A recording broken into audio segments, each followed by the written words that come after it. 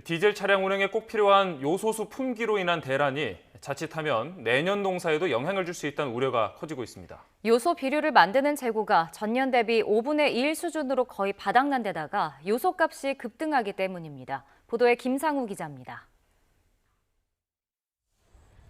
화물차 운전자들이 안전운전보다 요소수 없어 차가 멈출까 봐 더 걱정인 요소수 대란. 요소수는 요소에다 증류수를 섞어 만드는데 본격 확산한 것은 지난달 중순부터입니다. 3, 4일 뒤에는 멈추고 운행을 못해요. 요소수가 없어서. 아니 말도 못하죠. 우리 생계가 위협받죠. 중국 당국이 세관에 내린 공문입니다.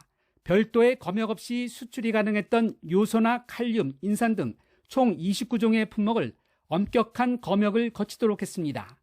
코로나 사태 발생 이후 미국 등 서방국가와 양보 없는 대립을 이어가고 있는 중국.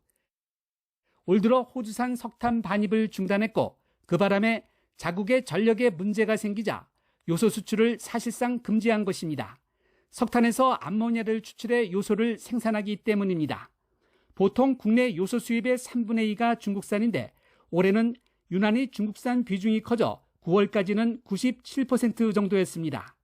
중국이 요소 수출을 가장 많이 하는 국가 순위를 보면 1위 인도에 이어 2위가 한국입니다. 한국에다가 요소를 수출해버리면 어쩌면 자기들이 모자랄지도 모르잖아요. 그러니까 수출을 안 하는 거예요. 근데 거기다 대고 자꾸 우리가 요소수가 없으니까 우리 큰일 났다 좀 수출을 해다오. 백날 얘기해도 소용이 없고. 국내 한 비료업체 창고 모습입니다. 요소와 칼륨 등의 재고가 크게 줄었습니다. 비료업계 관계자는 내년 생산 물량을 위해 유지해온 업체 전체의 재고가 평상시에 5분의 1 수준으로 사실상 바닥이라고 밝혔습니다. 요소 등의 비료는 보통 작물 수확 전에 사용돼 올해는 벼농사만 보면 마무리돼서 당장은 큰 문제는 없습니다.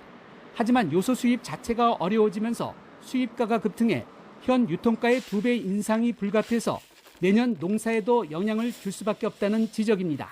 YTN 김상호입니다.